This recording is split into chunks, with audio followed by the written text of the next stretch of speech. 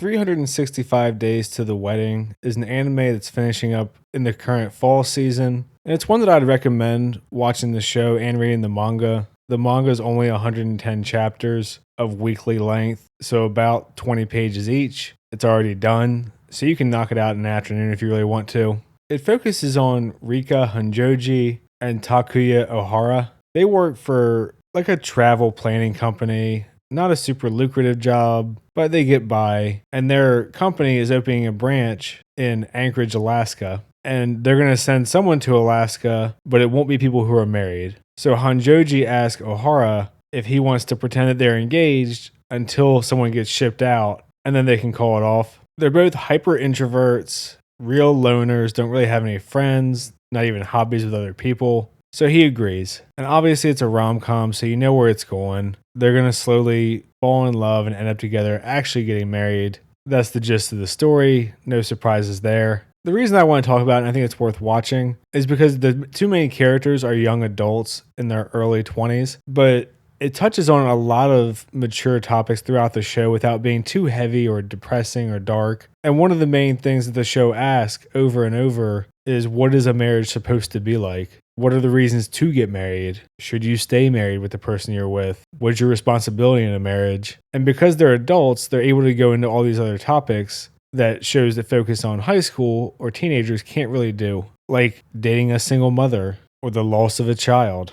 Or at what point in your life do you have to not disrespect your parents, but say, I'm my own person, I'm going to make my own choices, which is something I think a lot of people struggle with for a lot longer than you would think as you grow older. So I'm just going to get into a few of the subjects the show touches on briefly. There will be spoilers. If you care, I don't think anything in the show is particularly surprising. There's not a ton of drama. It just kind of plays through the expected storyline. So it's a pretty relaxing show to watch as far as that aspect goes. And it's a pretty chill show overall. If you're just have a Saturday afternoon, you're looking for something to watch, I think it's worth putting on. Not the best show I've ever seen, but I do appreciate anime that focus on adults and a little bit more adult-related things than most of it does. And unsurprisingly, anime once again handling sensitive topics like homosexuality much better than Western media does. And I will go ahead and kind of spoil that episode because I want to talk about why I think it's a good example of how to broach that subject and make it part of the story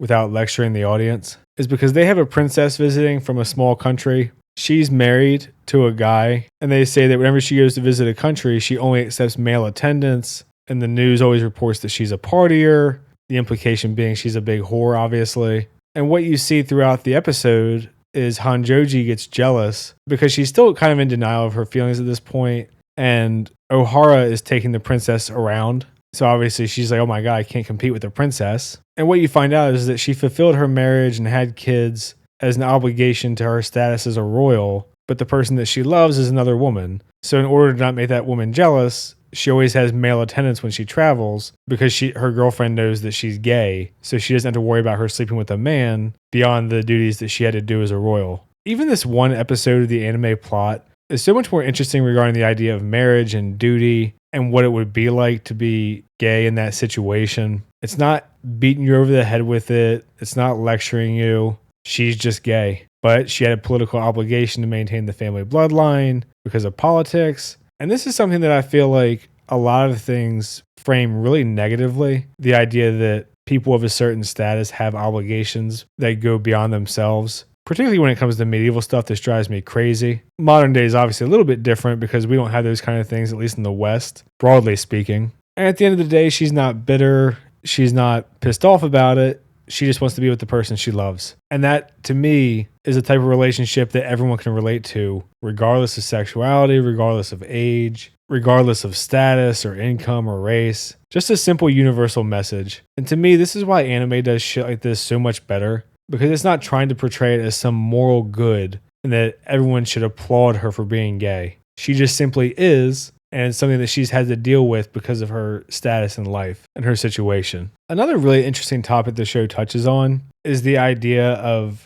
dating a single mother and sort of the struggles that a single mother goes through in trying to find a partner. And the way it is done is pretty interesting. And in some ways, I think it's fair, and in some, I think it's kind of unfair. So I guess the show does a good job of portraying both sides to some degree. So his friend Gonda, this kind of chunky looking dude, is talking about how hard of a time he's having dating and all the money he's spending on dating apps and to try to get professional pictures done or pictures that'll make him look good done. And it's really interesting, just sort of the status of dating right now, seemingly everywhere. I haven't dated in a long time, but it sounds fucking miserable.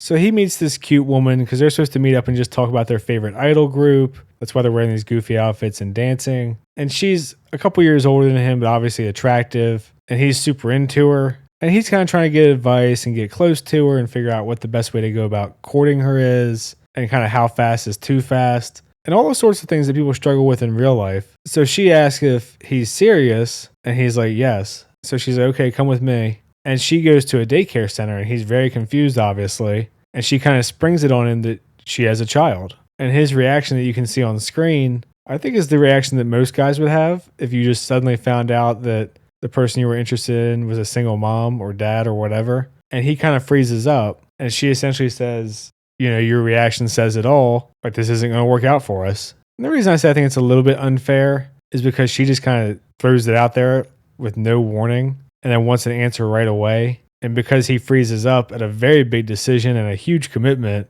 she's like, oh, don't worry about it, and just rolls out and then blows him off for a while. So even when he apologizes and tries to meet up with her, she sends a friend to meet him. And the friend's like, you know, I use my kid to scare away guys that won't leave me alone because most guys don't want to raise someone else's kid. But she's not like that. So it probably hurt her feelings, which I think is kind of fair. The reality of the situation is if you're going to date a woman with a kid, you have to care about the kid as much as her. But I still think it's a bit unfair to him because, at least in America, I don't know how Japan is, even if he makes that kind of commitment, if their relationship ends, he loses both, the woman and the kid, and he has no rights. But a part of the lesson that he learns is that maybe he was trying to rush it too much and not really mature enough for that kind of commitment.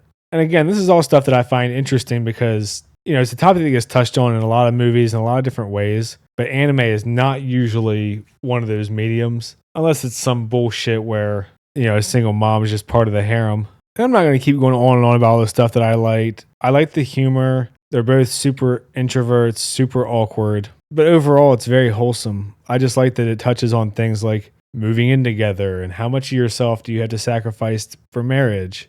Do you need your parents' permission? Is it enough to just say, look, it's my decision? What obligation do you have to your spouse and their family? And it's just nice to see all these things in anime when normally the most you get is typical high school stuff, drama with their friends or whatever the case is.